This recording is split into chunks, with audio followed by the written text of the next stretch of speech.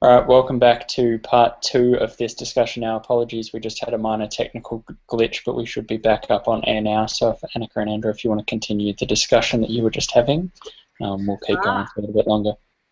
you missed out, Brett. We had a fascinating discussion. I was still watching, we were still listening. It just didn't want me to be part of it anymore. Apparently I was ruining it. Yeah, no, I think I think this whole issue around MS tremor, I'm really hopeful that it's going to give us some insights into networks in the brain in MS in general, and perhaps also in people with more secondary progressive type disease. I think it's, I'm really hopeful, of course, being that it's my research, that it's going to give us some, wider and broader perspectives on what's happening in the brain of people with MS. So, yeah, I'm really looking forward to the study. We've just started recruiting, and, we're hoping to, go full steam ahead with it. So,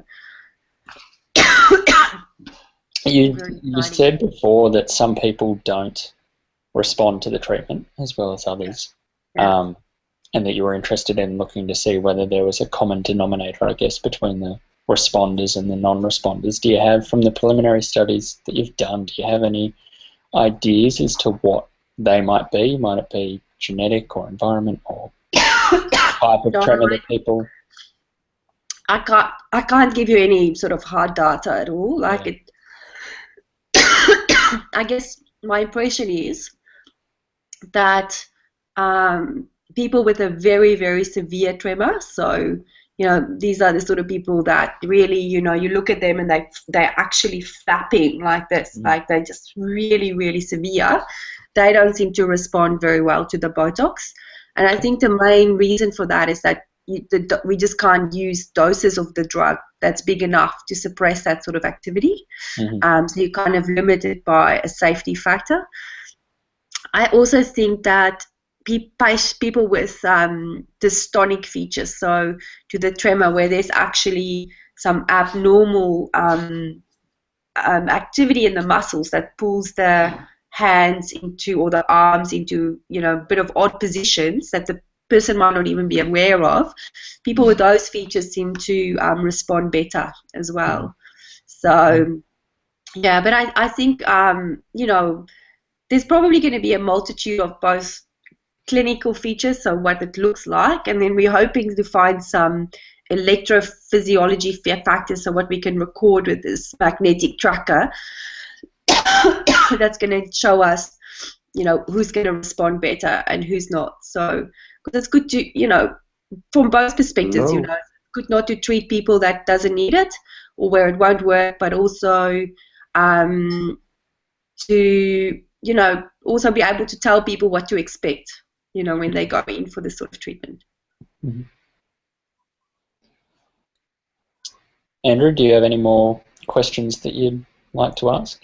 Well, I wondered, Brett, too, and it was kind of born out of the question that you just asked in the discussion that Anneke and I were having before, that if I think about MS as a progressing disease, and I also think about um, people's reservations about extremes of treatment and things like that. I wonder if there's real potential over time that a clinician in the field dealing with a neurologist dealing with his or her patients might have an opportunity in the future out of this research where they may say, look, I have you come to me and you have some fairly mild tremor, and I might be able to recommend some hand therapy or some physiotherapy in the first instance that might help you. And then the next layer is into Botox, and the next layer is into surgery. And obviously in saying that, I realise that some people might slip to the most severe that you talked about before, Anneke. But I wonder if ultimately there's a capacity out of the research to be able to offer the clinicians a sort of suite of options that they can then work with their patients.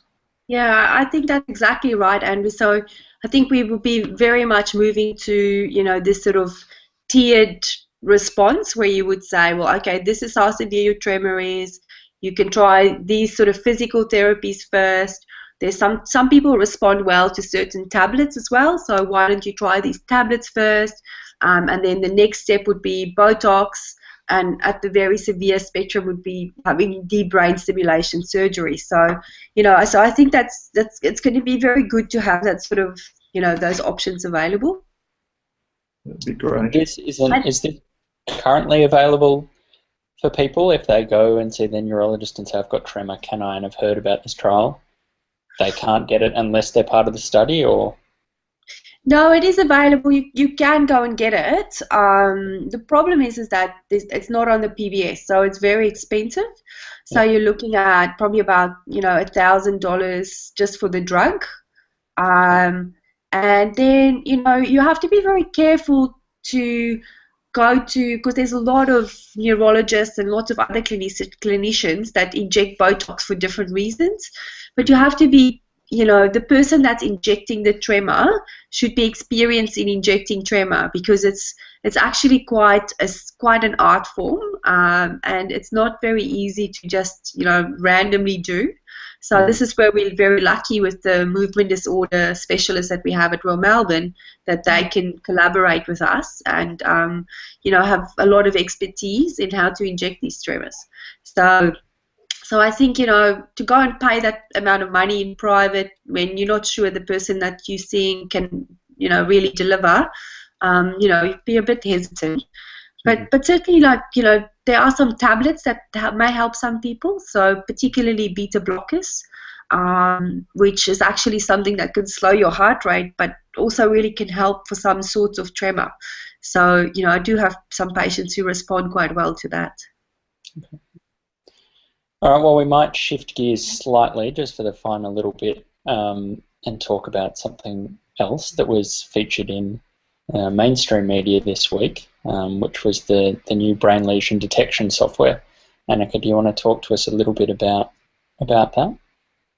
Yeah, so this was a very interesting development done by Dr. Frank Gaillard and some of his colleagues, the neuroradiologists working at Royal Melbourne.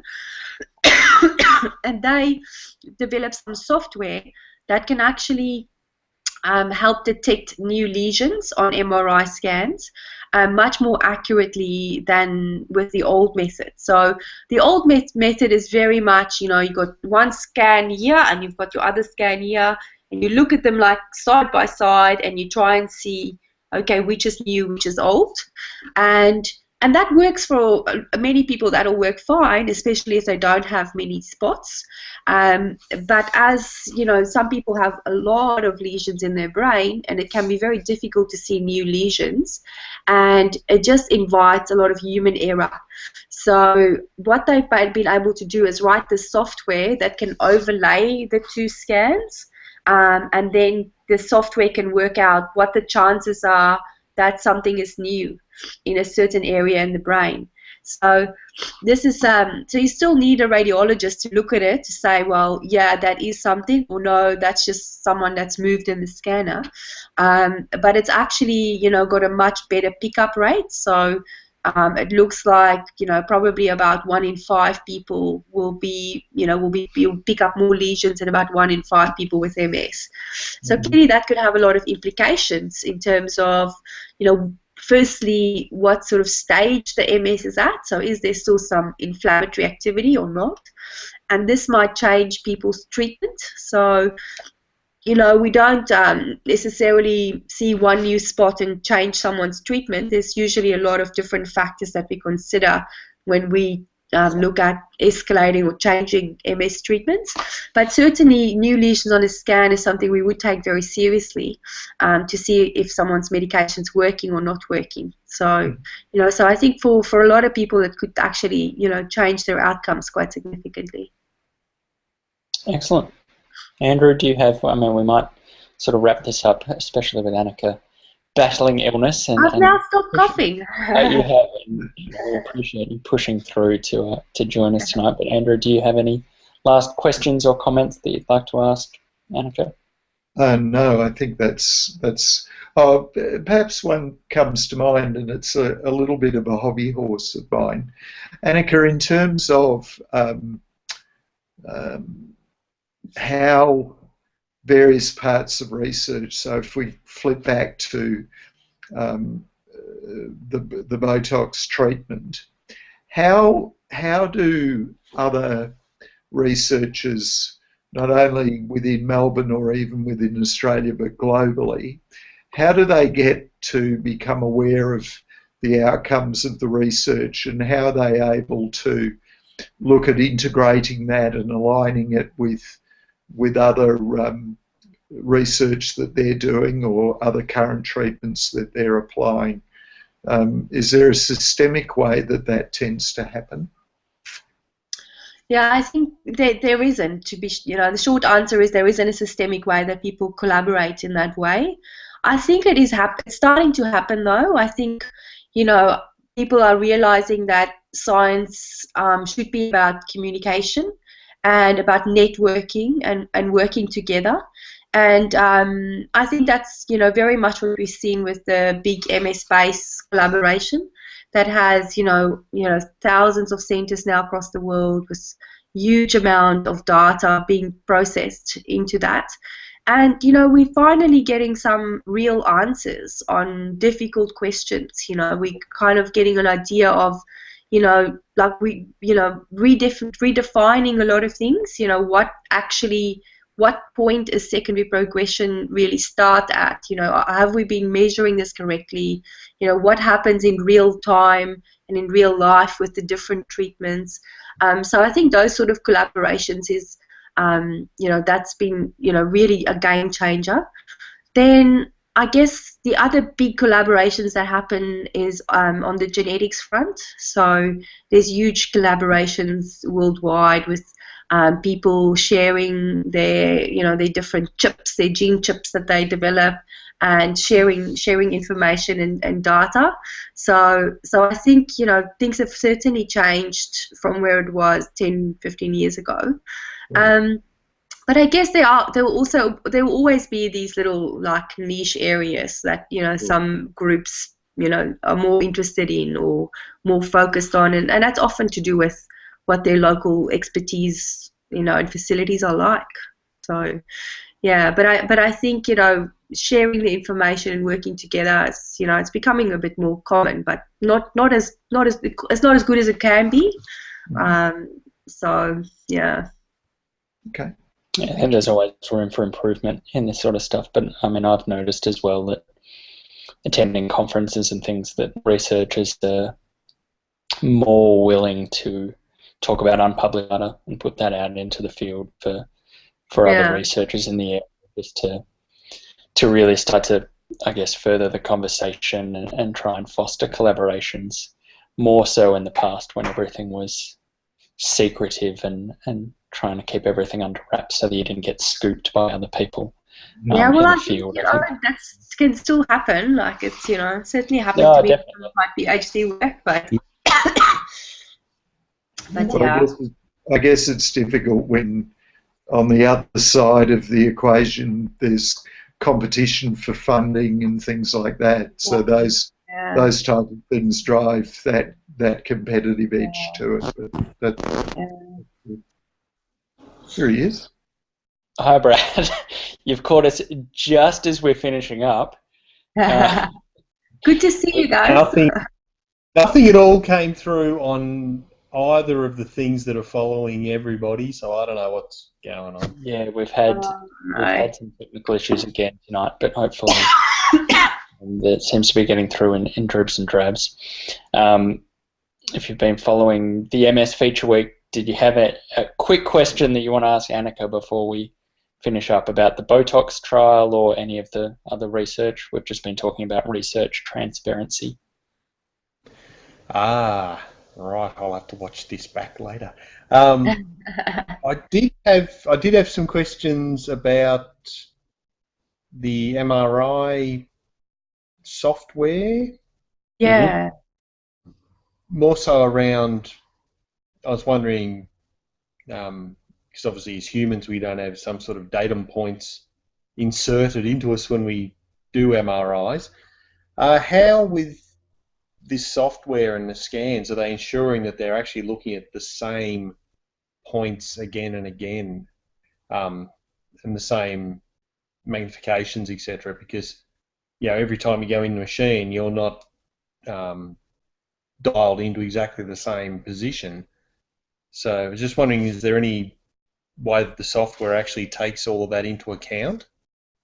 Well, I think that's exactly the problem that the software was designed to try and overcome.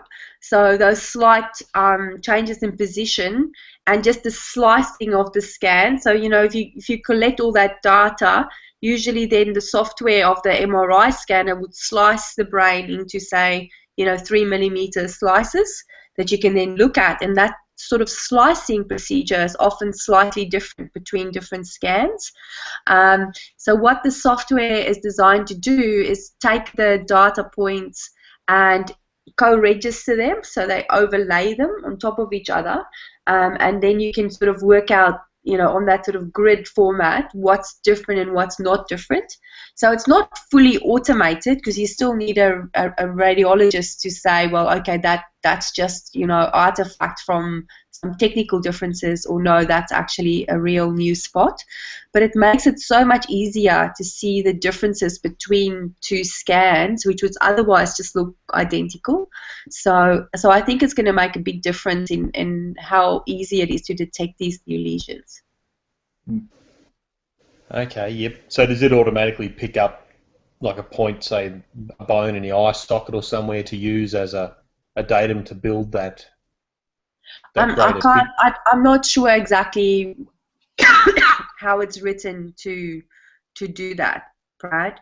I've just seen some of the outputs, so I'm not actually sure exactly how they've set it up. But I would assume there would be some sort of fixed point, like you say, where it fixes on top of the other scan and then co-register from there. But yeah, I'm not entirely sure. We might look and see if we can get the people involved in developing the software directly to come in for a video talking to us about it. All right, we might have to leave it there because, as I said, we want to give Anneke the rest of her evening off to recover. And again, thank you for joining us through your illness and for putting up with the technical difficulties. Thank you, Andrew, for joining us and participating. Thank you, Brad, for coming in and participating at the end. For you guys who are participating and for everyone watching at home, if you do have any further questions that you'd like to ask about any of this research after the hangout tonight, or on things that you've seen on the Brain Translate page, you can go onto the Brain Translate website and go to the forum page, and there's a forum there specifically for the MS research group, and you can post a topic there for discussion, and the researchers will get back to you and answer your questions directly. So that's another way that you can ask questions and get them answered if you want to do it that way. So again, thank you, Anneke, for joining us. For people watching, there will be a feature week next week through Brain Translate with the Brain Tumour Research Group, and we'll be having a hangout on Thursday night with them as well. So if you're interested in participating, follow the Brain Translate page on Google+, and the invitation will go out for that. All right, thanks everyone. Thanks. Thanks, Anneke.